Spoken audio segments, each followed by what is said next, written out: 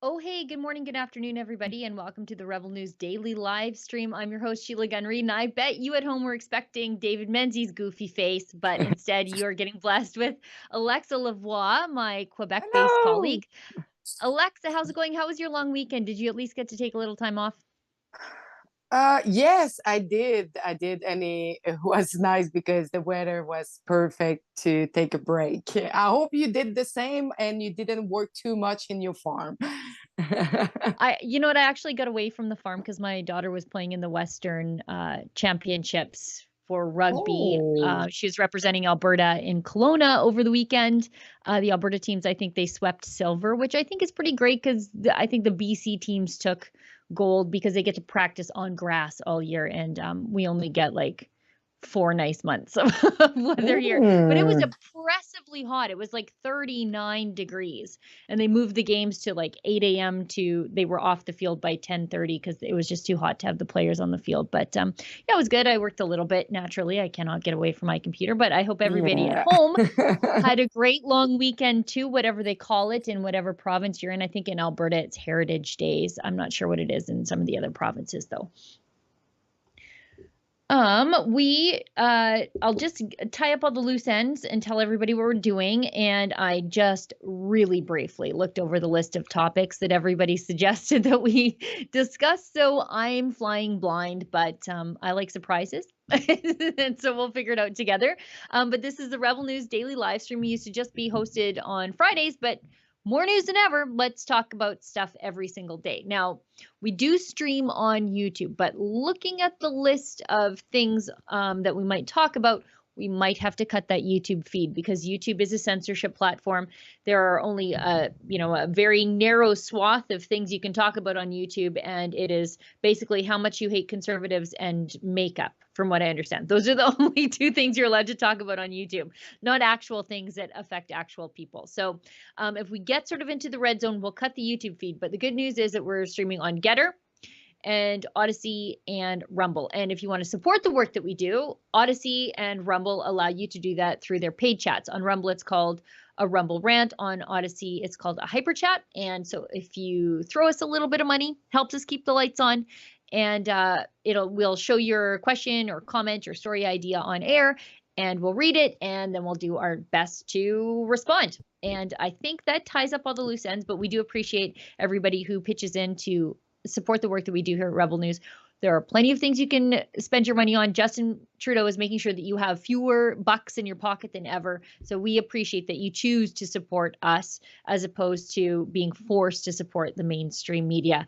Now, Alexa, is there something that you wanted to start the show off with? I would say What? that you have a lovely shirt. Oh, thank you. Oh, yeah, I should tell everybody. So I was gone, but I left sort of Thursday, but nobody knows when I left because I was still working. So it was like nobody even knew. But my parcel from the Rebel News store at rebelnewsstore.com came in, and I don't know if you can see this, but it is the I Love Meat shirt. And as you know, I'm a meat evangelist. I'm a strong supporter of Canadian farmers, being one myself. But I think meat, besides, the hand of God, meat is what makes us human. It's what separates us from the gorillas and the other great apes is our digestive system that is designed not to digest plants, but meat, and that is specifically designed to fuel our brains. And so when they want you to eat less meat and more bugs, it's because they don't want your brain working properly. And so we've got a great new selection of anti-insectivore, so anti-cricket eating stuff and pro-farmer merchandise on there. And it's incredible. We're adding new stuff to the store all the time. So it's rebelnewsstore.com. By the way, Olivia, we do have a summer promo going, don't we? Yeah. Can you whisper that in my ear? Oh, Alexa, maybe you can tell us. Yeah. So with the code summer, it's you buy 2 unisex shirt and you got 1 for free. So I encourage everybody to go. And in the same time, I encourage to take the misunderstood merch that I wear just right now. My favorite shirt. Yeah. Yeah. No, I have a gray one, and my daughter took it. Oh. Aw. Yeah, that's okay. Let's get into Justin Trudeau working hard or hardly working. Well, he's working hard at destroying the company, and ironically, hardly working because he's taken another vacation. He's the laziest politician in the free world. He runs this place like some sort of oligarch. And he has taken off to Costa Rica for a 2-week vacation. And how exciting for him. The airports are in chaos. If you needed to renew your passport forget about it. If you need your passport for, I don't know, 2024, start now. But Justin Trudeau, he's on the beaches of Costa Rica. So I guess good for him. But God help you if And you have to fly as a normal person through Toronto Pearson. Forget it. and who pay for his vacation? Us. And he will probably don't need to fill a Rive Can app when he will come back. Yeah, he's not going to have to deal with ArriveCan. He's not going to have the constant surveillance calls. He's not going to have his cell phone monitored, like the rest of us when the Public Uh, Health Agency of Canada wants to know where exactly you are. None of those things are going to happen to him. He's not going to get a big fine. He's not going to have to quarantine. Or if he does, he's just going to, I don't know, sit in his underpants and play Xbox out at Harrington Lake or whatever he does. But he's not going to be subject to any of the catastrophes that normal Canadians are. And he's just vacationing. Like the country is a disaster. The travel industry is a nightmare, and he thinks that he's earned a vacation. I guess. You know, but on the flip side, if he's doing less work, he's breaking things. He's breaking fewer things, right? well, for me, it's just double standard all the time. So we are not really surprised of this, and um, a lot for me and a lot for Dee. So it's Yeah. actually the perfect example again and again and again. Yeah.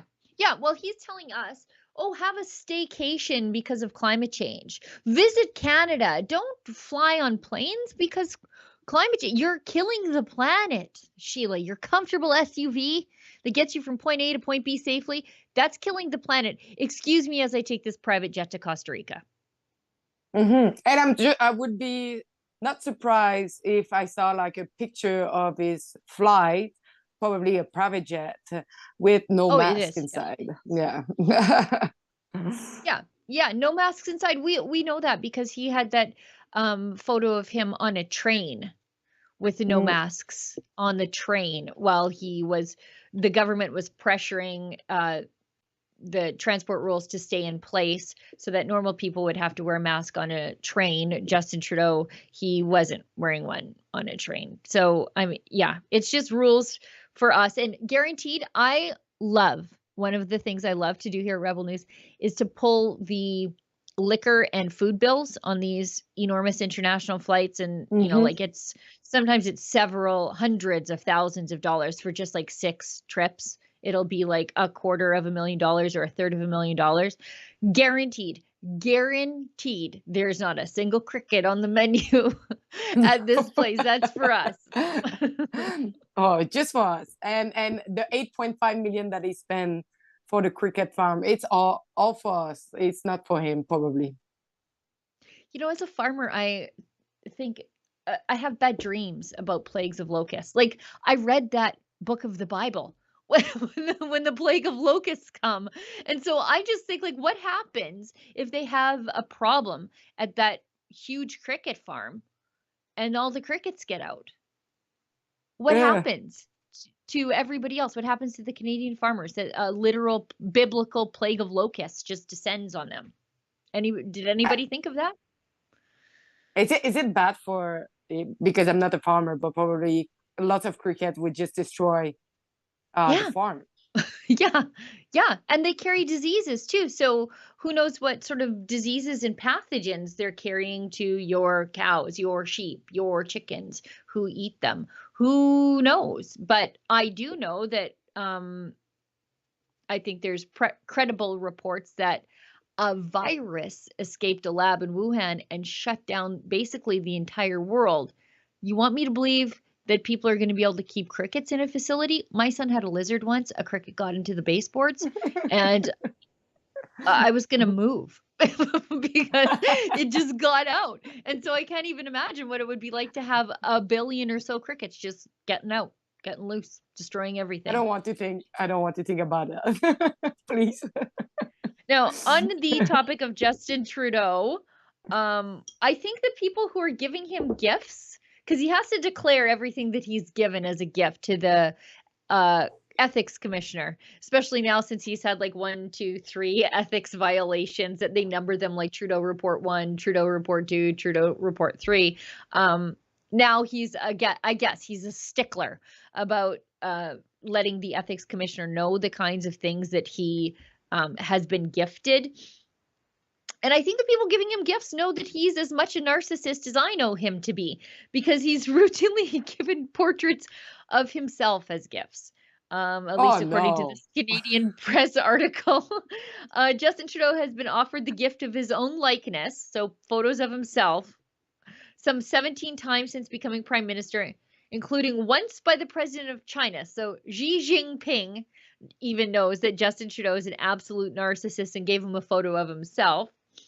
He's got vases, wine bottles, and Star Wars paraphernalia, again, because he's just a What? man-child, are among the 400 gifts, each worth more than $200, that Justin Trudeau has declared to the Federal Ethics Commissioner since late 2015. More than I, 140 gifts were offered to his spouse, Sophie, or their kids, while 110 came from other countries' heads of states or governments. Wow. do you just say that one portrait of him worth $200? What? $200. Yeah.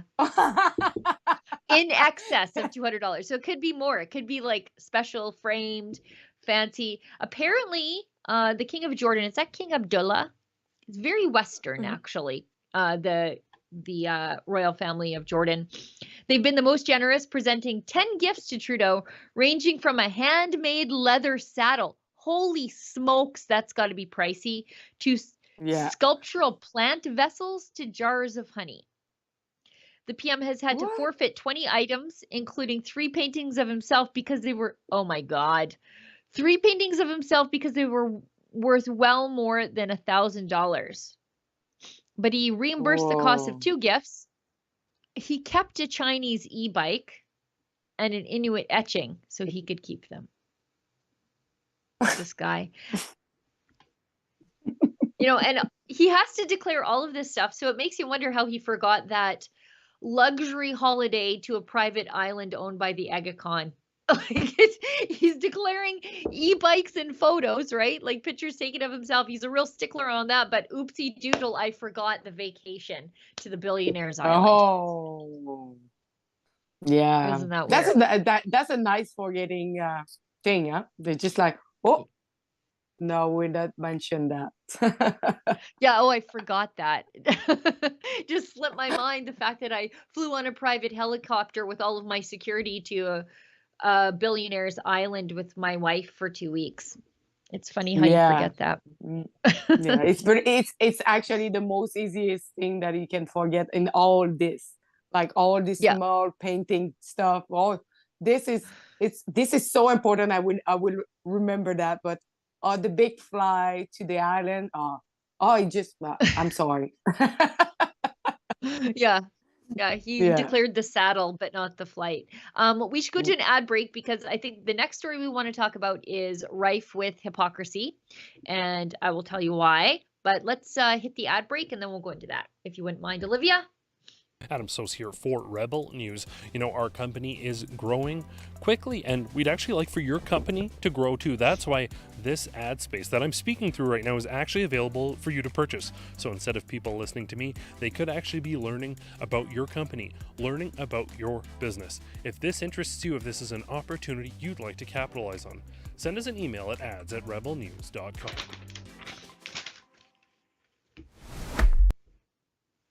Adam with a great pro beef shirt there too. The next thing I want to talk about is the reason I want to talk about it is because there's so much hypocrisy. Maybe we could bring up this tweet from Linda Steele. I forget which company she works for now. I think it's Global, or it was. She used to actually be an Edmonton-based talking head. She read the teleprompter for, I think, Global News here in Edmonton for a time before she moved out to Vancouver. Can we bring up the tweet from Linda Steele? She says, environmentalist activist group, and I'll tell you why I think this is Extinction Rebellion linked in a second here, but flattened the tires on 34 SUVs I don't know if these are like the kind of tires I put on my SUV because I like the bigger tires. But this is very expensive. They flattened the tires on 34 SUVs in Victoria and Oak Bay on Vancouver Island, warning this is just the beginning. Oh, so terroristic threats. Sounds great. It claims that direct action works. This is not going to end well if one of these activists is caught in the act. You better believe it won't end well if someone flattens one of my fancy tires. I will flip my lid. But again, okay, stupid environmentalists are slashing your tires. So now you don't get to wear out that tire. You have to put another tire on there. So you've just created tire waste. Good job saving the planet there. But this is actually really worse. Yeah, it's stupid, right? So now you've got this person cannot wear out their radials. They have to put on a new tire. Great. Good job saving the planet by making people change their tires too soon. But let's read this next one. Attention, your gas guzzler kills, the little note they stuck on the windshield in case like flattening your tires wasn't enough. Then they shame you with this stupid little thing. We have deflated one or more of your tires. The spelling of tires there is the UK version, and Extinction Rebellion is based in the UK. And so this is a foreign operation meddling in Canadian policy. This is basically foreign environmentalists committing acts of economic terrorism in Canada. And I think I'm probably being over emphatic when I say terrorism, but if you are committing acts to force people through, threats, which is what this is, to bring about political change, you're threatening people. And so that's at least, strong arming, coercion. But anyways, let's keep going. You'll be angry, but don't take it personally. It's not you, it's your car. I am my car. Okay. don't you come for my car, you come for Sheila. Okay. Anyway, we did this because driving around urban areas in your massive vehicle has huge consequences for others. Okay, the modern SUV is quite small. It's not the Suburban of old, which I love, by the way. Car companies try to convince us we need massive cars, but SUVs and 4x4s are a disaster for our climate. SUVs are the second largest cause of the global rise in carbon emissions over the past decade, more than the entire aviation industry. Blah, blah, blah, blah, blah. They're talking about the UN. Even if you don't care about the impacts of people far away from you, there's also consequences for your neighbors. SUVs cause more air pollution than smaller cars. SUVs are more likely to kill people than normal cars in collisions. It's also more likely to save the life of the driver, but okay. Psychological studies show SUV drivers are more likely to take risks on the road. I'd love to see that study. SUVs are unnecessary and pure vanity. How do you know that? How do you know? How do you know that I don't need to drive my SUV on a road that gets plowed like maybe twice a winter? That's why we've taken this action. You will find no difficulty getting around without your gas guzzler with walking, cycling, and public transport. And they call themselves the tire extinguisher. So the tire, again, is the UK spelling there. But think about a mom. It was very hot in BC, by the way, over the weekend. Think about a mom coming out of the grocery store. She's got a cart full of groceries, maybe a baby in the car seat sitting on top of the buggy. It's 35 degrees. She goes out. Her tires are slashed. Everybody's tires are slashed. She can't get her groceries home. They're spoiling. She's already overpaid for her groceries. And her baby is overheating now. And we have a disaster on our hands. Yeah. Who do they think that they are bringing to their side of the equation here by doing this sort of stuff? Absolutely nobody. But secondarily, this is more tire slashing and vandalism than the entire convoy to Ottawa did in nearly 4 weeks. But Tamara Leach is in and out of jail, spent 49 days in jail, and I bet you not a single person will even be arrested or charged for any of this stuff. And nobody will actually go against the politician who drive the big suburban and big car, and them. Oh, it's okay, just normal citizen. Like you should not have SUV. It's bad. This is actually hilarious. Yeah. And it's outrageous. Yeah. I mean, this is, like this is for a family that's struggling. You go outside and you've got $1,200 worth of tires slashed. This is crazy. Absolutely crazy. So these are families like every other family in this country being hammered by food inflation. Um, your dollar's going, not as far as it has in the last 40 years. We've got like the height of inflation, and you've got to go Mhm. outside because some eco jerk just slashed your tires for no good reason, convicted you of a crime, judge, jury, executioner, you're a climate criminal, according to this anonymous loser. And now you're out $1,200 in a round of tires because they're trying to save the planet. Your tires are off in the landfill now, by the way, and you've got to put new tires on your car. And none of these people, I bet you not a single one of them will even get charged with mischief, let alone vandalism. But I don't know if you see what I'm seeing right now, but we saw it with the pandemic, all that polarized the people, all they were against. And now the subject of the hour is climate change. And now that polarized so much people, and they go after the people who are not going in the same guideline that what the people say that you need to do with the climate change. And it's gonna be worse. It's gonna be worse in the months coming. And with the inflation, with everything, if people like are going to be like so much extremists in this, I think it's gonna be bad. Yeah. Yeah. I mean, this, they've convicted people they don't even know.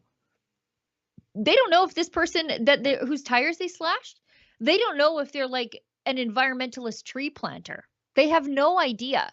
But they just saw your car and said, "Oh, your car means that you're somehow psychologically a criminal." And they slashed their tires. It's just these people. And again, the courts will come down harder on a lady who organized a street party than these people who inconvenienced some 34, not inconvenienced. I mean, if you don't have $1,200 to replace your tires, now what? Um, this it's worse than inconvenience. This could be families not going on vacation, kids not playing hockey this year. Because like this could be the difference between school supplies and groceries and tires on the car to be able to get to work to pay for those other things. But they will not see the inside of a jail cell, while Tamara Leach and her street parties, she got 49 days. Yeah, all them, they will never being find out who did that. No. Yeah. Yeah. Okay, we should move along because we have this. Did you know that your mayor, if you live in Toronto, Montreal mayor, Valerie Yeah, Plante, Valérie Plante. and Vancouver mayor Kennedy Stewart, they are members of 100 other mayors across the world who have vowed to work together across borders to protect people and communities everywhere and build a more sustainable, resilient, and equitable future. I'm always frightened when I see the word equitable, because that means you're going to take from me and give it to somebody else. I don't like when governments decide what's even Steven. That always worries me. But this is a group of mayors who want to limit your ability to consume dairy and meat, the size of the house that you can have, that cities need to grow up instead of out, even though Canada is one of the least populated places on the face of the earth. They want to limit, the size of the car, if you can have a car, or should you be riding a bike. They want to do this through legislation, zoning, planning rules. They're even saying, okay, well, you can have 1,200 calories in your diet today. Okay, I've probably taken that much. If I think about all the fat and meat that I eat, I probably do that. But they're saying, but Sheila, you can't have dairy if you live in Toronto, and you can't have your steak if you live in Toronto. You get to have 1,200 gut-busting calories of undigestible cellulose, so that you can't think and your city just smells like flatulence. I mean, I don't know how this is John Tory or Valerie Plante's business what people eat in their city. I have no idea where they get off thinking these things. But Valerie Plant, I'm really not really surprised because she's really a pro environment, pro climate, and it, she did like remove all the parking for the car for the bicycle road. So a lot of people were really mad because they have a lot of car that cannot park anymore, but the bicycle can go everywhere.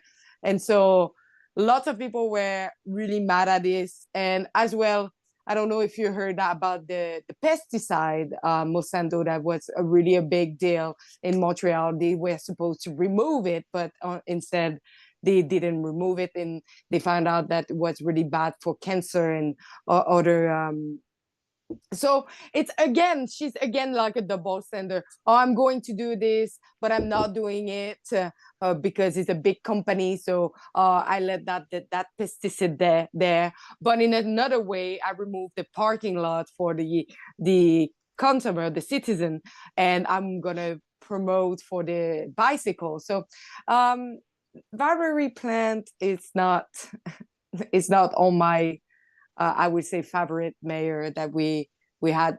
I just moved to Montreal, but I know a lot of people doesn't like her. Yeah, she's very far left. And if I were to pick the one environmental issue that maybe if I were the mayor of Montreal that I would focus on, it would be the aging sewage system that requires constant Mm-hmm. multi-billion liter dumps of raw untreated Montreal sewage into Montreal waterways. That's where I'd be putting my focus. I wouldn't be worried about what people were eating if I actually cared about the environment. Mm-hmm. I would be like, hey, I think we're killing a bunch of fish here by dumping raw sewage into the St. Lawrence. Like that's where I would be. But she, I think, was first elected in 2017, and they've had multiple sewage dumps since then. I think if I go back to 2020, as of 2020, between 2015 and 2020, they had dumped nearly 900 billion. So by now we're well over a trillion, well over a trillion. 2 years later, 2.5 years later, 90 billion liters of raw sewage into the country's waterways over the past 5 years, enough to fill up an Olympic sized swimming pool more than 355,000 times. And Montreal is the worst offender across the country. So if she really wants to make a difference, maybe don't worry about the steak that I'm eating or forcing me into crickets. Maybe get yourself out of the Stone Age with regard to water treatment. This is crazy. Nah, nobody do nothing for this. Like you know the 900 billion of liter of like that been released in like our river is it's really polluted, and I would never swim on that water, never. No, because you just go there and you look at all the water look like, and you don't want to swim on this. yeah, I mean it's revolting. And then this Mm-hmm. Montreal's blocking Alberta pipelines all the time, and it's like, have you looked at an Alberta River? Pretty clean for the most part. I mean, the North Saskatchewan, by the time it gets to Edmonton, I'm like, eh. But before it gets to Edmonton, it's great. That's already half the province. You're doing great. But I wouldn't go near a Toronto waterway. I wouldn't go near a Montreal one. If you got swimmer's itch, that would be the best possible outcome. and so when I hear these big city mayors complaining about, dirty Alberta oil or how much food people are eating, I think you've got real actual environmental problems, not the made up ones about the products of respiration and plant food. You've got real problems. Can we fix those before we move on to all these other aspirational globe saving issues? Fix the things right in front of you. It's what Jordan Peterson says, clean your room before you change the world. Yeah. Let's start there, mayors of the big cities. And like they are really into, we need to be careful with the meat. It's not good for the climate change and everything. But did you hear that in 2021 in Quebec, they killed millions of chicken just because they were in strike? And so instead of taking that number of chicken that they euthanize, instead of taking them for consuming, they just throw it away because they say, oh, but Health Canada, oh, we didn't approve all these chicken, they didn't pass that. But they kill millions of chicken. This is crazy. And nobody did a big deal. Oh, but all these chicken is like maybe used for poor people or for other like industry. No, they just say no, it's not passed for the consummation. So we just like, and this is because a lot of people were on strike, and they say like, no, we are not going to work anymore if we don't get what we want for salary and for like good, like when you are dealing for having like better condition. No, they just say, because they didn't have employee, they just decided to kill all the chicken because nobody were there for doing the proper job. And after that, they just say, no, we are just burning the chicken and just like not doing anything with them. That blows my mind. I didn't know anything about that, but that blows my mind. A similar thing happened in Alberta a few years ago when we had major floods in Calgary, southern Alberta. And the Hutterite ladies decided to be super neighborly, mighty neighborly, as they say out here. And they made like hundreds of sandwiches to feed the people who are evacuated and the people who are staying in the evacuee centers and the people who are helping clean out the mud out of other people's houses. They came with sandwiches. And the health inspectors said, well, you can't give these. They haven't been properly inspected. Yeah. Rather people go hungry than to take a sandwich from a nice, kindly lady and her family. I mean, it's ridiculous, but government bureaucrats are the worst. They have to justify their existence by creating problems. They are a solution in search of a problem. Exactly. And before we move away from Quebec, I don't know if you saw this. Maybe you guys talked about it on the show, but this is the first time I've seen it. Quebec's Conservative Party is surging in the polls. This is from CBC, so they have to say something bad now, right? Like, so they can't just say Quebec's Conservative Party surging in the polls. Then they have to say, but here's why it's bad. As some of its candidates spread conspiracy theories. The party's newfound popularity is testing the limits of anti-mandate policies.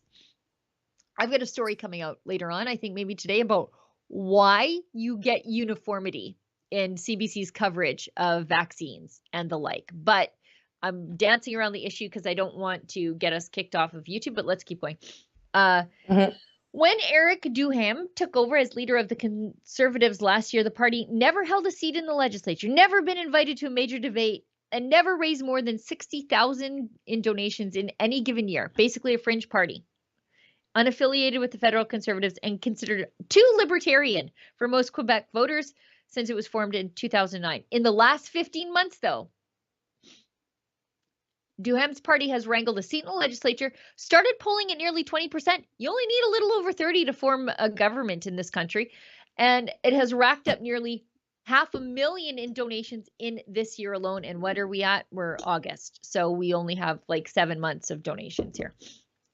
They call him a shock jock radio host instead of just a conservative radio host, right? Because that's got to be bad. They've got to put him on par with like the Jerky Boys, if anybody remembers those people. He was an early critic of Quebec's public health restrictions. As a leader, he continued to downplay the severity of the pandemic and the needs of safety measures. He was right, and people knew it. Like the CBC can't understand the growth of the party is directly correlated to the fact that all the other parties were saying the exact same thing and doing the exact same thing on the issue of the pandemic. And they were the only skeptics and saying, you know what, there's probably a better way forward. Let's look at Sweden. Let's look at Florida. But let's look at South Dakota, other places where we're not mass casualty events. But anyway, now as the fall election nears, he's welcoming the party a new slew of candidates who appear to be even more, oh God, see CBC, why? To be even more radical in their opposition to medical expertise and reigning democratic norms. 30% of the new candidates have used their social media accounts during the pandemic to amplify medical misinformation. What's medical misinformation at this point? Simply saying lockdowns don't work. Conspiracy theorists or to engage with far-right extremists, as CBC News report has found. So you need What to do you think understand about that.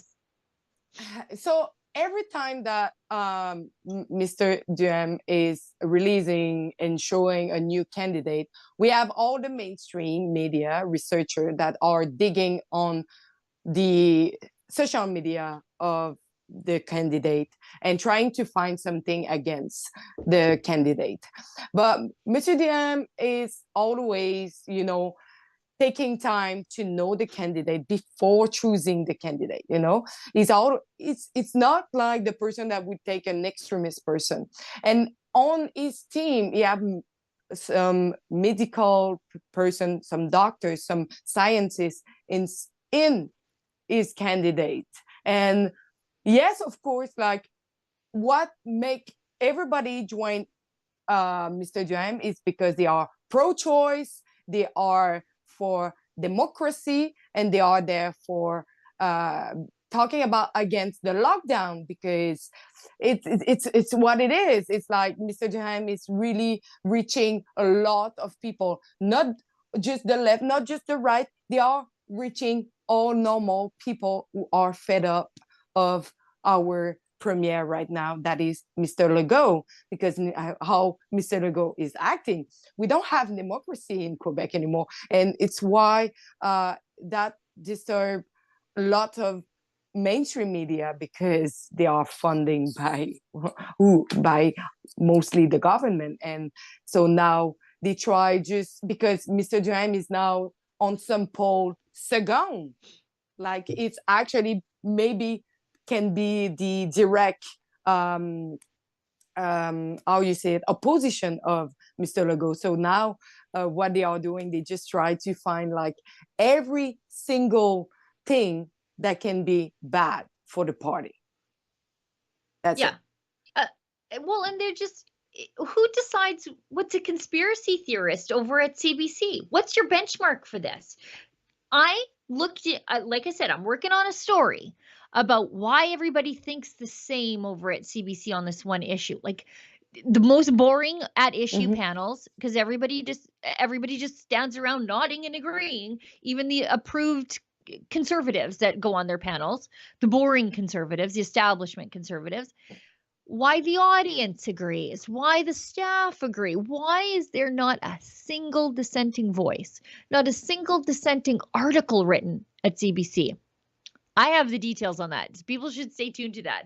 But they say, oh, they're a conspiracy theorist. What does that mean?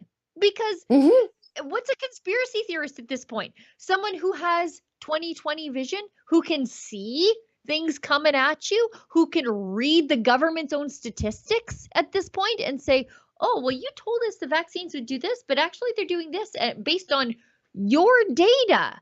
Does that mean that I'm a conspiracy theorist if I say that, or just somebody who can look at a graph and a chart? Because that's, I think, what CBC means when they say this stuff. Yeah, but you need to understand that now conspiracy theorists, it's only if you question the science and on the pandemic. But what about the other conspiracy theory that exists in life? Because you have a lot. We talk about when we talk about the people working in New York for the bank, who supposedly like is the one who have the decision behind the government, or lots of other conspiracy theory that flew like all like the conspiracy theory, they had a lot, but the one that we are really interested to is the one who questioned the science right now. Their science. Exactly. We're getting dangerously close to things we can't say, so we'll just hop along. Because I try to cover all the things that we put in the YouTube title, because if I don't, then I get emails. And so the last thing is, apparently Canadians need to apologize for slavery, according to Nova Scotia Senator Justin Trudeau recently apologized or honored, Emancipation Day, so the end of slavery. But an Emancipation Day is when slavery was abolished in the British Empire. And Justin Trudeau, according to the Daily Wire, although I didn't see it because I sort of had my head down doing other things over the weekend, he was widely mocked for celebrating or marking Emancipation Day because he's a known aficionado of blackface, at least thrice that I know of. And so many times that he's lost track, gaslighting racists. You dress in blackface. Trudeau mocked after celebrating Emancipation Day. So this is great and well deserved. But going back to this story of Nova Scotia Senator Wanda Thomas Bernard, she's got to be a Liberal senator. She absolutely has to be, although it doesn't say here, which leads me to believe that she is. Because if she were a conservative saying something so dumb, they would note it. But, okay, so federal politicians voted unanimously last year to recognize August 1st as Emancipation Day in Canada. Here's where things get interesting, because if you are paying attention to Canadian history, you might notice something funky with the dates here. It was on that day in 1834 that the Slavery Abolition Act came into effect, freeing about 800,000 enslaved people in most British colonies. 1834, my friend. 1834. When did Canada become a country? 1867. What the heck do we have to apologize for at this point? We weren't even a country for 35 years or 34 years or whatever it is. We weren't a country yet. What on earth do we have to apologize for now? Something somebody else did? Help me. I think right now he's really in his phase to apologize for everything. I don't know. I think he wants to make his face like look better than his black face. So I think like now he just like maybe I will have a better face afterwards. But it's true. Now it's just like, oh, we need to apologize for this and this and this and okay. What about maybe apologize for what you are doing and what you do for your citizen now? Huh? Do you want to apologize to them, or the people you didn't listen to them for the past 2 years who had questions for you? Do you want to apologize for that? I'm ready. Apologize, and afterwards you can apologize for whatever you want. But yeah, maybe let's throw a hat before our like other topic. Which one? We should. I don't know. Well. Just I wanted to get to oh yeah, let's yeah. search an ad. Yeah, let's do that.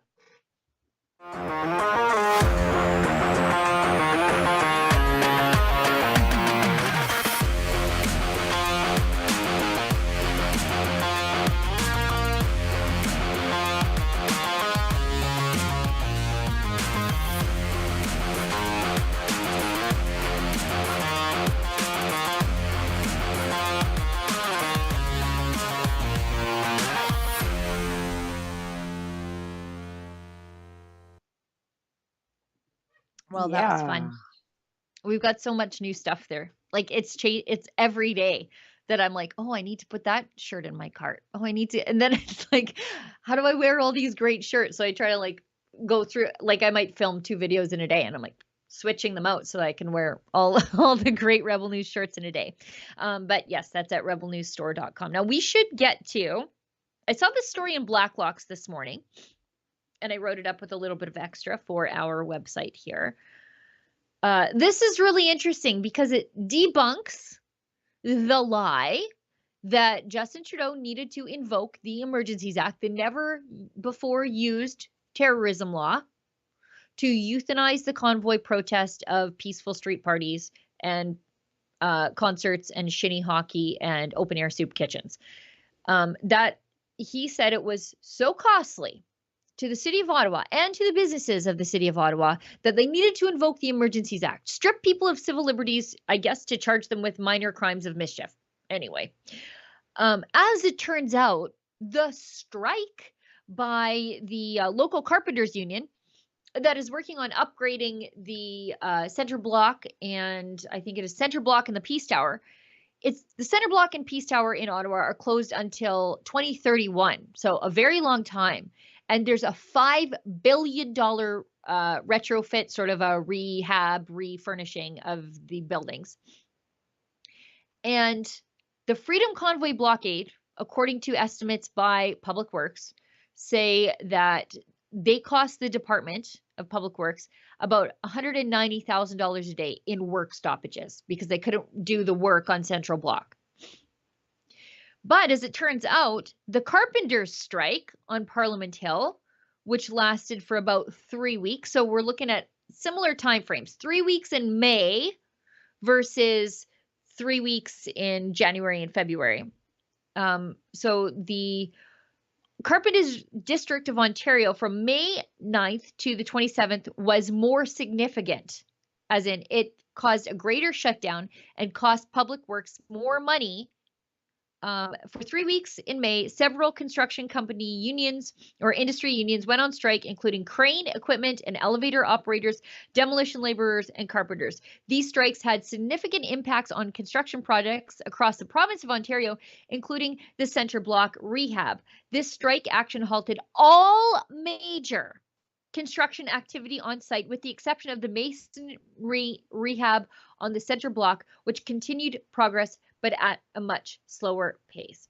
So not only did this cost Public Works in Ottawa on the Center Block, but it ground most of the construction projects in the province to a halt. So we're just looking at Ottawa numbers on this one thing. But did Justin Trudeau invoke the Emergencies Act on the Carpenters Union for their right to strike? Because Tamara Lich and the convoyers had a right to protest the same way these guys have a right to job action. So why wasn't the Emergencies Act invoked on these people? Why weren't they at least ordered back to work by some unconstitutional law passed in Parliament? They never did that, but they did it to the convoy. They invoked this unconstitutional overreaction, and people languished in jail until last week. And these guys shut down basically every construction project in Ontario. No big deal, nothing. Again, but in the same time, hypocrites. they invoked the Emergency Act. It was not passed when they dismantled the convoy, and afterwards they needed to pass it to justify how they treat the people these 2 days. They beat them. They broke the window. They tore the vehicle away. They seized their money. They couldn't even get home. Yeah. And they used tear gas. They used like so many tools against them. It was just horrible. I never saw that in Canada. And they needed to pass it afterwards to say, we need to justify how we act that day, and all the money they use as well, because that cost a lot for the taxpayer to use all these police enforcement, and they needed like to have like at least a good reason.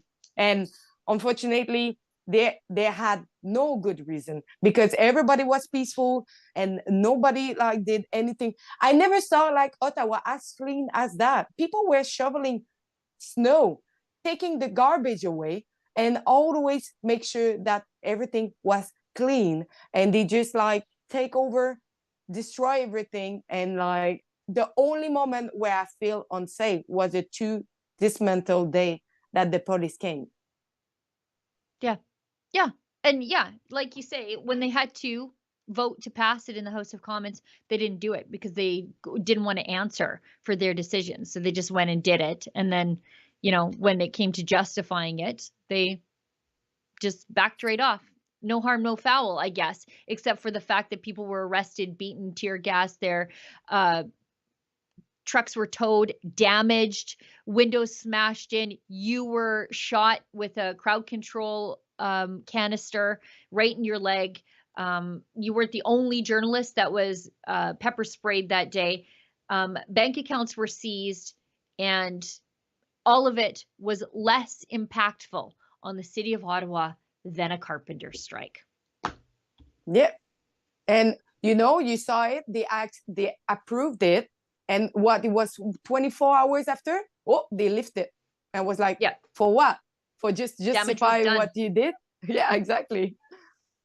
So no point. Last thing before we get to maybe chats, Chief Medical Officer of Health in Alberta, Dina Hinshaw, Dr. Dina Hinshaw.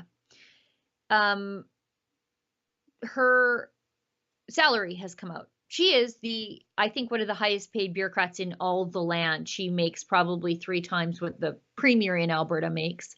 But I think probably she's right up there with Theresa Tam, maybe more than Theresa Tam. The Alberta government paid Dr. Dina Hinshaw. No wonder she's pro-lockdown. She's living her best life during the lockdown. When she was supposed to testify to answer for why she was arresting pastors, she said she was too busy, she told the court, and then she went on vacation. Must be nice. But anyways, they paid Dr. Dina Hinshaw a record cash bonus in 2021.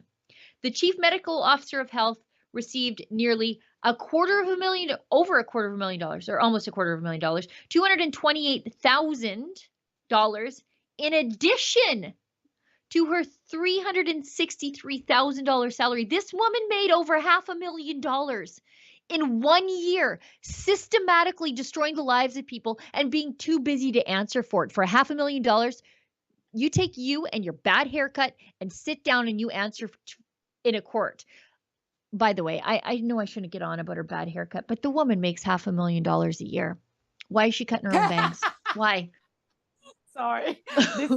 I was just looking at that. I was like, yeah, this is not like a nice haircut. I can do that myself, but look, I've got difficult hair. I'm not one to bash people, but I know enough not to cut my own hair. And I know this is like a petty thing, but this woman made $500,000 plus, destroying people's lives, being the one signing the order to lock up pastors, close churches, limit funerals, close people's businesses, steal their businesses. Alberta Health Services running around getting secret court orders that resulted in the incarceration of Art Pawlowski for days, Chris Scott for days, Tim Stevens being arrested in front of his crying children, James Coates being taken away to jail for 35 days, his church seized, his congregation pushed underground in hiding.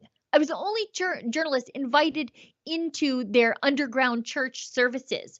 They were like the Christians that fled to the caves. And she was behind that. And she was too busy to answer for it. And of course, she was living her best life, $500,000 a year.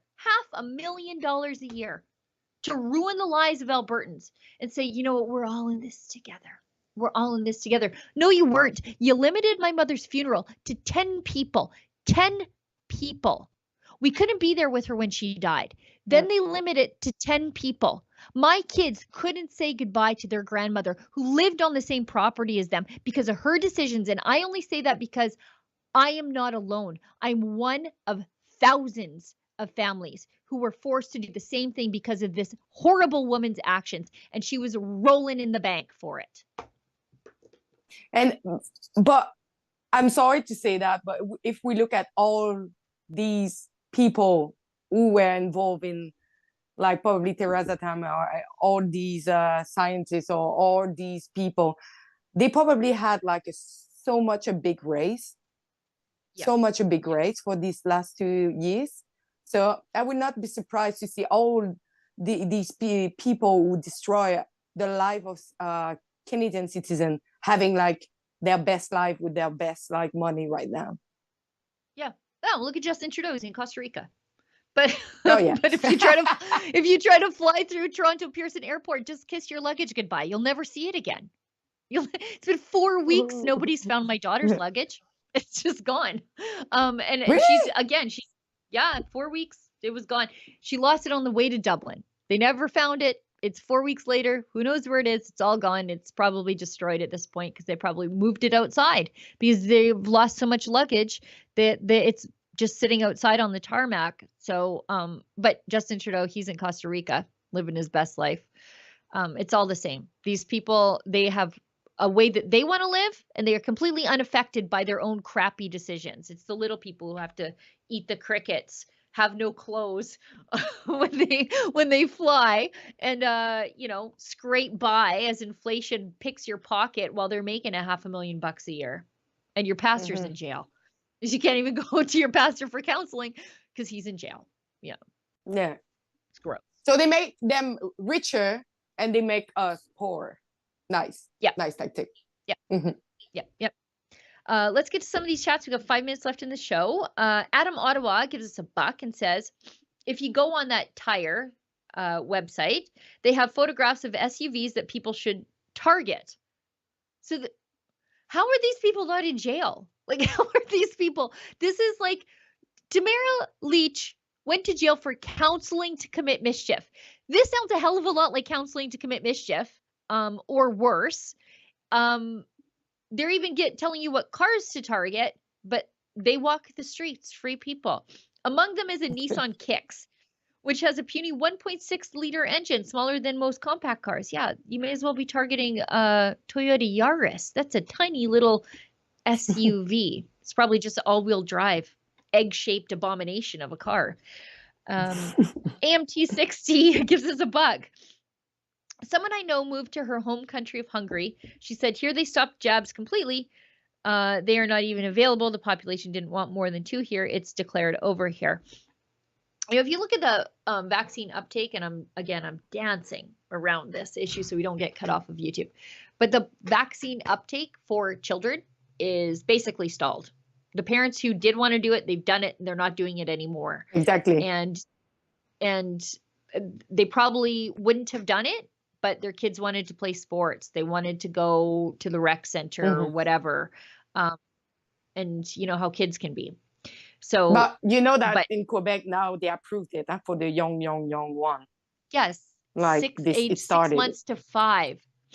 Mm-hmm. It's outrageous. They did the same thing in Alberta, and I'm just only like a handful of true believers are going to do that to their little kids.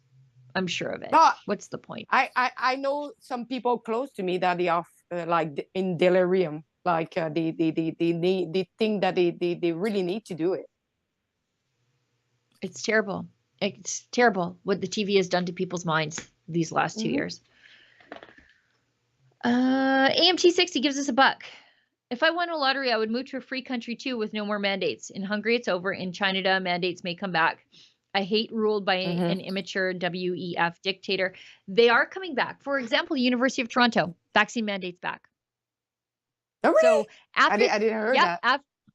After they take your money for tuition, after they take your money for residence.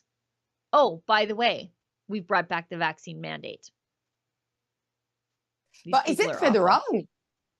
Is it because it's federal? Because us in Quebec, they put like a law for keeping the emergency state. So what is happening is like, so they actually say in that law that if they remove a measure, they cannot bring it back. That's go until December, but they say that they can reactivate the emergency state if they need to, but most of the measure they cannot really bring it back. So I'm really curious if they will do it, because it's actually going against the project of law that they approved. Yeah, there's always sneaky ways around that sort of stuff. For example, in Alberta, they removed the law that they could force vaccinate you, like show up at your house and stick a needle in your arm or whatever. They removed that law, but then they said, oh, but if you want to go to the movies, if you want to go to the gym, if you want to go out for supper, you're going to have to produce your vaccine mandate. So it's like the soft coercion instead of like the hold you down and stick a needle in your arm. They do the soft coercion of, I'm sorry, your kids can't play hockey unless they get vaccinated. I'm sorry, you can't go watch your kids play hockey unless you get vaccinated. So there's always a way around it. And then when they remove the vaccine mandate, they're like, okay, but we're not going to stop employers from bringing it in or keeping it. So, you know, they always just find a way to pass the buck off so that they get to keep their hands clean at the end of the day. Yeah, it's actually like why they remove as well, like the guns, like they ban the Yeah, guns as well, like because they know like that people will get like crazy, like after if they put back everything, like all these measure, all these lockdown, they make it really well, like to remove like the ban the guns too. So sure.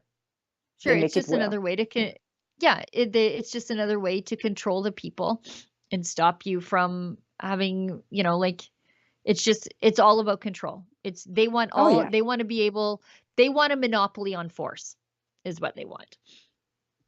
Yeah. Adam Ottawa gives us a buck. When I was in the military, if we had excess food from our exercises or dinners, we had to throw away the food.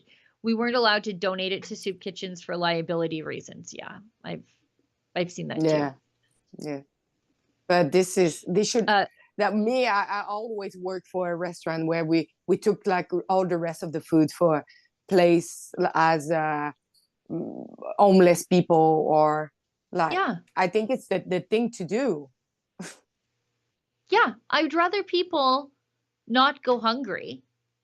Hmm. Like I don't know why the government has to get in between me and somebody else when I'm trying to make sure that they don't go hungry. And this is why it's a part of the liberal philosophy, though. And I think that's one of the reasons that conservatives, or at least people who want to be left alone and people who Hmm. won't leave them alone, it's why we don't understand each other. Because I don't need the government to tell me to take care of my neighbor. I don't. That's the last person I want to hear. That's the last entity I want to hear from. I can take care of my neighbor just fine. My religion, my moral code, it tells me take care of people in need. I don't need the government picking my pocket, sending my money through the hands of 100 bureaucrats and then giving it to somebody in need. I'll cut out the middleman and I'll do it myself because I'm compelled through my moral code, wherever that comes from for me, to do that. But on the other side, they don't have that same moral code. So they need the government to tell them to do those things and to do it for them. I don't need the government Hmm. to do it for me. Yeah. Exactly. Yeah. Oh. Gas station sushi 26 says 10 bucks. Merci Alex. Thank you, Sheila, for your coverage, integrity, and perseverance in reporting the other side of the story. Do you believe that everyday normies are waking up to the World Economic Forum's Great Reset? I do. I do. I think that was one of I do too. I think that was outside of the convoy protests, our coverage of the World Economic Forum was probably one of our larger stories of the year outside of, like Pastor Art and the churches being tromped on and the convoy. World Economic Forum is clearly it. And it's because people are putting the pieces together. When Hmm. World Economic Forum for 3 years, 4 years, you can go back on their website and say, you can see, just search crickets or insects. And it's all the things that they're telling you, like maybe this is the solution for climate change, blah, blah, blah. And then you see now, 5 years later, 4 years later, the Hmm. Canadian government is funding a cricket place for you to eat the crickets. They say it's for pet food with the goal of getting it to human food. You Hmm. can see now that what was a conspiracy theory, the action part is starting to happen. Controlling the farmers. Now you see the nitrogen targets by which they're doing it, the climate lockdowns. We already tested it through COVID lockdown. So what were just ideas from the World Economic Forum 5 years ago, we've lived through some of those already and are about to live through more of them. So I think people, yeah, eating bugs. Look at this. This is the Yeah. World Economic And Forum. 2018, now it's 2021, 2019. So you see all of mhm. this, and then all of a sudden, Justin Trudeau's funding a cricket facility with your money, and you don't have to be a conspiracy theorist to figure out that this is No. happening. And just with the non-digital traveler identity was in Yeah. 2018 that was signed with Justin Trudeau. And now in 2021, suddenly we see like ArriveCan arriving. And if you look at ArriveCan and the non-digital traveler identity, it's the same platform. It's the same app. Yeah. Same. So don't Yep. say to me that is not the same. Gas station sushi 26 gives us $5. Well, that's very generous. Thank you. Sheila and Alexa, do you get recognized at stores or in airports? What do people say? What's the percentage of good, bad comments? Alexa, you go 1st. So can you just make the question a bit clear for me? I'm not sure I Oh, sorry. understand. He wanted to no, yeah, he wants to know if when you're out and about in the world, do you get recognized by people who know who you are? And Mhm. if they do stop and talk to you, do you get good comments or bad comments? So I was my same surprise. Like I'm getting recognized more in Montreal, I would say, than Quebec. Probably because, as you know, Montreal is bilingual, so they are following much more Rebel News. I get recognized. Yeah, I would say a little bit everywhere. Most of the time, it's good comment. They say like they appreciate our work. They appreciate what we are doing because we need more independent media as us in Canada. Unfortunately, we don't have lots, but we do our best for doing the job as many media in one. And a good comment. Same at the Pope event. A lot of people were following Ruben News and they were really happy that we were there for covering the Pope event and that just not the mainstream media. So yeah, and probably Sheila get recognized way more than me. You know, it's funny because I think just appearance wise, I just look like everybody else's like mom, sort of like a 40-year-old mom. And you know, as you know, I don't dress particularly flashy, but that because that's how I look, people recognize me, right? Like I sort of have a uniform, like black curly hair, plaid shirt, t-shirt, jeans. People know. They don't have to think like, is that Sheila? I in my efforts to look normal, I actually look quite distinctive. So I do get recognized a fair bit. Also, it goes without saying that the places I normally go to in a day are places where you might find rebel people. The farm Mhm. supply store, Oh the tractor yeah. dealership picking up parts. You will like the places I go to, I will run into farmers and normal people like that. So I will get recognized in those places. My daughter's like sometimes her friends don't know who I am until they're like, wait, I Is no, it you're you? that lady. And so it's I appreciate it though. I'm always happy to, you know, meet our supporters because at the end of the day, we have jobs because those people watch us. And Yeah. so, you know, friends, viewers, friends that haven't met yet, if you see me out in the world, stop me. Say, hey, let me know what you think about the work that we're doing. I'm always like I welcome the viewer feedback. That's why we leave our comments section open on the website. I give out my email in the gun show. I want to hear from you. And if you see me out in the world, stop me and say, hey, I'm happy to talk to you. I look forward to it, actually. Yeah, and please, like every comment can make us improve better all the time. You know, and I actually get a lot of people who say, I don't necessarily agree with everything you say, Mhm. but they're like, you always make us think, or I get people who say, like, you know, I don't always agree with everything that you say, but I think it's important that there are other voices out there. And Mhm. ideally, that's all I want. I don't want everybody to agree with me. I just want to present another viewpoint because Mhm. I think that 50% of Canadians probably have a different viewpoint about everything and they are not being heard. And so we have to give voice to those people. Exactly. I approve. Gas station, gas station sushi gives us 26 or gas station sushi 26 gives us $5. This is Sheila and Alex. When is Rebel News going to reactivate Rebel meet and greet with fans? I've attended one event and it was a blast. You enjoy meeting fans. Why or why not? I think we just answered this question. I like meeting our people. If you see me in the grocery store, stop me. If I'm out having a beer with my friends, also stop me. Sit down, we'll have a beer together.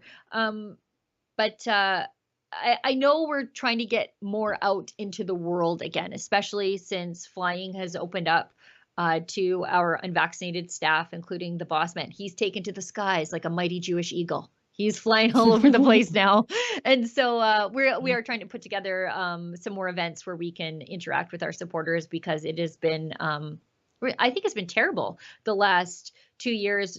We do our best to get out into the world. We cover protests and stuff, but you know, like to actually sincerely thank our viewers and face to face for their support over the last 2 years. I think that's important for us to do. I think so. Fraser McBurney. God, this guy loves his cap locks. $5. Famine does not start on a Monday. It's mostly caused by governments. It starts with the destruction of transportation, then it takes land out of production, then government restrictions, then hoarding, then theft, then loss of income, then famine. Also war. Throw war into there because civilizations they fall on famine, and the famine is so often artificially caused by governments. Holodomor being an example. Unfortunately, look at Sri Lanka. Sri Lanka, I've been there. I think it was 2017. It was beautiful, and it was way more richer than India. And when I look like at how they become, because they try to be 100% organic farmer, and we saw like the decreasing of their money, and they make that country so poor that nobody cannot afford to eat all their meal a day. So don't say that what they are doing will actually make us better. No, it's going to make food cost more, and it's the poor people who will pay the price first every single time. Fraser McBurney gives us a buck and says the best place to swim in Quebec is at the Cascades in Rawdon. Check it out. Do you know where that is? Yeah, I've been there. You do? Beautiful place. Yeah. You have so many beautiful places in Quebec where you can swim, but be careful. Some places dangerous. I just want to warn. Gas station sushi 26 gives us $5. Sheila and Alex, do you have NDP or Liberal supporters reach out to you? Do you ever have government people reach out to you? I have not government people. Well, no, that's not true. In Alberta, I do have government people, government staffers reach out to me quite a bit behind the scenes. Do I have NDP or Liberal supporters reach out to me? Yeah, actually, I find that sometimes at these freedom protests, you have the most granola NDP people who are also there, who are saying, my body, my choice, natural foods. Like they're the most granola hippie green people who are very concerned with putting chemicals in their body. And you find them at these protests too. And, I say it quite a bit, but the pandemic has really forced people to break down away from the old like parties, this party, I'm in this party, I'm in that party. Like there's no partisanship anymore. And you can see that because some of the biggest critics of conservatives are small c conservatives. So Doug Ford's biggest critics are actual conservatives. Jason Kenney's biggest critics are actual conservatives, because it's about people who want to live their life and people who want to control your life. That's, I think, where politics are these days. And there are still some people who are Liberal and NDP voters who just want to live their lives. They don't want to control you. And they're out there. And when we see them, I think we have to be gracious with them because they're lost. And instead of being like, oh, you voted for Jagmeet Singh, let's be kind. Let's be ecumenical. Let's evangelize the good word of freedom to those people and show them a little bit of grace. And that's how conversion happens. And I think instead of, pointing the finger at those people and saying, oh, you voted for Justin Trudeau, you did this to us. You have to welcome people who are having that come to Jesus moment with their politics and bring them into the fold. But some people have looked at the plan and what the party have to offer, and that was fitting for them. But at the end of the day, they just realized that they made a mistake, and what they were promoting is not really what they are doing. So we need to be welcome to everybody, I think. Yeah, that's right. We can't go out there talking about how great it is to live your life without government control. And then when you convince some people, yeah, you might be right. That is great. We have to show them some grace. We have to say, exactly. Yes, you are a baby conservative. Get over here. King 7734 gives us $2. The Jerky Boys, this is my old lady reference. I still use that when I get a call for duct cleaning. I'm glad you called. I've got some ducts that need to be cleaned. Quack, quack, quack. Yeah, it's an old Jerky Boys joke. I just completely dated myself by even bringing that reference in, and Alexa doesn't even know it because it is a horrible English language joke. So don't even Yeah. Google it, Alexa. It's just so boring. You don't Okay. even, you'll be like, Sheila, Okay. actually, how old are you? Yeah. I'm Hey, the scared John now. gives us How old 10 are you? old, very old. Oh, stop it. Hey, the John gives us $10. Upper Canada abolished slavery in 1793, one of the first such acts. Yeah. What do we have to apologize for? We were Mhm. early adopters of good ideas. And a lot of people lost a lot in the interest of making sure that other people were free. We shouldn't Yeah, apologize for that. We should celebrate that. exactly. I prove that. I Am Black is this $5. Like, I remember getting this is an interesting one. I remember getting a reparations check because of the act when I was in high school back in the 90s.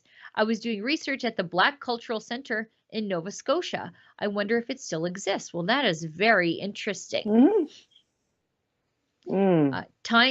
Times gives us $1. Jugmeat saying better to remain silent and be thought of a fool than to speak and remove all doubt. Winston Churchill. That's a Pamela for good. Freedom gives us 5. Yeah, That that's a was a good good quote. statement. Yeah. Pamela for Freedom gives us $5. Got to watch Project Veritas on CNN's tech director talking about pushing the climate change agenda. I don't Mhm. even know why you have to go undercover to find that out. YouTube puts it underneath every one of the videos that even touches remotely on climate change. They tell you that, the UN says the world is going to end. And please Yeah. click here to find out when the doomsday clock comes your way. I mean, it's, that this stuff is so deeply ingrained in big tech. And But in it's in 1998, the I remember same in the newspaper in the 90s, they were telling like we'll not pass to the 2000 year because and now it's getting worse and worse. I'm just like, it's been a long time. They said I'm gonna be dying from climate change. I've been dying so long. I've been dead so many times, killed so many times by climate change. I've lost count. Like they said that the Arctic would be free of sea ice. Yes. Nope. They said polar bears were dying. There's more polar bears now than I think in the last 50 years. Mhm. I don't know how they became like. At least pick an animal that's dying out to be your avatar of climate change catastrophe. They just keep Mhm. multiplying all over the place because apparently they do okay when the sea ice melts. They're fine. Yeah. I don't know. Anyways, at the end, Science. like at the end of every doomsday cult, because most doomsday cults have predictions that this is when the comet's going to strike us, or this is when it's going to happen, or this is when it's going to happen. And every time the prediction comes and goes, more people leave the cult. But the true believers, at the end, though, it's only the most radical ones behind. The people setting themselves on fire to protest climate change. And I think we're going to see more of that going forward because the doomsday keeps coming and going. And more people like you and me were like, you know what? I'm going to pick up garbage. I am going to recycle my cans, and that's how I'm going to make sure the environment's a little bit cleaner. And maybe I will bring a water bottle instead of bringing a cup, like throwing out a plastic cup, like real tangible things. If you wanted to do it, most normal people are like, that's how I'm going to cut down on actual pollution, like actual garbage. But the other people, it's going to be the most radical left behind. And I worry about those people now. Mm-hmm. Oh, me too. I would say. I'm very worried about them. Yeah. Yeah. Because they're being told they're a parasite on the face of the earth. And I worry about the mindset of people who think of themselves that way. What will they do to themselves and to others? I think It'll go beyond slashing tires, that's for sure. But me, it's my concern. It's to other, like if you are too crazy to don't take care of yourself, but you're supposed to be a big grow up like person to say okay, but when you touch other, don't touch the other. Like they don't deserve anything that you think that is good or bad. They just want they've decided for you what you need to do with your life. They decided that they know better than you. And you know, when you look at some of these people, they are not making good life decisions in general. They look sickly. They don't have 2 nickels to rub together. And they're looking at you saying, I want to tell you how to live. I don't think so. I don't think so. Come back when you have at least like a muscle to jab a knife into a tire, because I think it probably took like a handful of them to try to like stick a knife into a tire, because I just don't think they have the energy. I don't know if crickets give you that much energy. Anyway, probably not. Yeah. Twinks gives us $2 and says, extinctionists are eco-terrorists. Yes. Makes me spitting mad. They destroy the property of people who worked very hard to own, while most of them still live with or are supported by their rich families, like Greta's. Exactly my point. True. These people cannot live or thrive in the world on their own. They're definitely not thriving. They're just sort of going through the motions of life. Malnourished and cold. They always look so cold. They're wearing layers of clothes all the time because they're cold. I'm not taking life advice from those people. I'm just not. I won't. And yeah, I think you have a little bit of jealousy on this. Yeah. Jealous. Yeah. Like they are jealous because people I don't have the same life. Why they have this life? So we should all be on the same level, you know? Yeah. So they're Equal just taking misery. like Yeah. I see that. I see that other, like, they might look at other people and say, look, they don't feel guilty all the time. They have 3 kids. They have a car. They're going on vacation. They're working hard. They got a house in the backyard.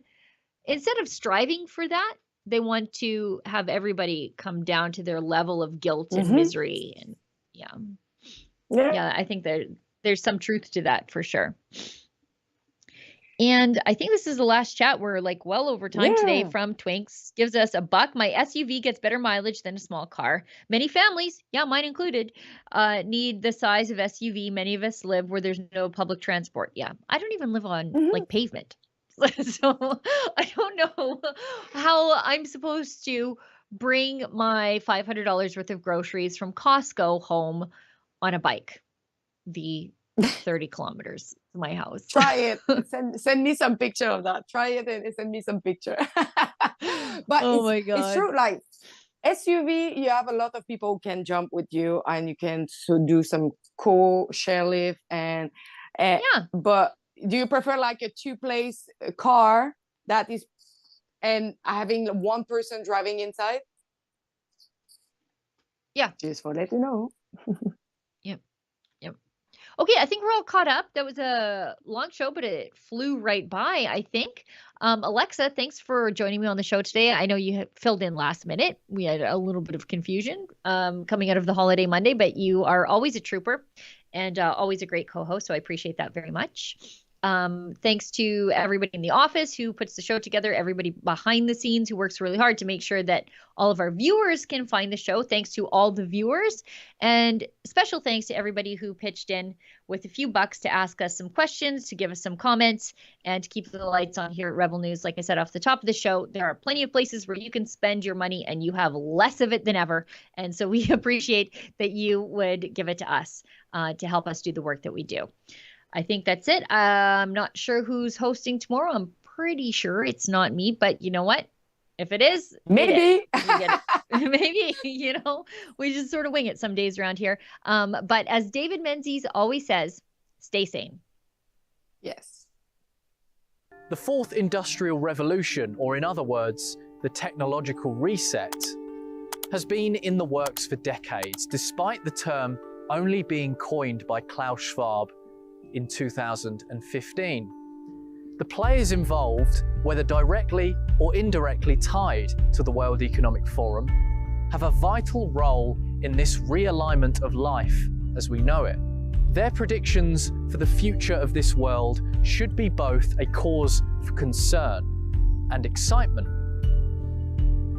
Society runs the risk of trading hard-won personal freedoms for high-tech entertainment and enhancement that can be turned against us. The problem is more boredom and what to do with them, and how will they find some sense of meaning in life when they are basically meaningless, worthless, meaningless, worthless. My best guess at present is a combination of drugs and computer games as a solution for more. It's already happening. In under different titles, different headings, you see more and more people spending more and more time or solving their inner problems with drugs and computer games. In this episode, we've met some of the big names involved in this venture to redesign and reimagine the world as we know it. But what about the major corporations and governments alongside Klaus Schwab and the World Economic Forum? And how can the developments of the fourth industrial revolution be used against us? For the next episode, we will examine these questions and continue to dissect the technological reset. But for now, I hope that you have learned something about the rise and risk of technocratic globalism. In the meantime, it is important that you share this knowledge with others and help us keep rejecting, resisting, and exposing the Great Reset.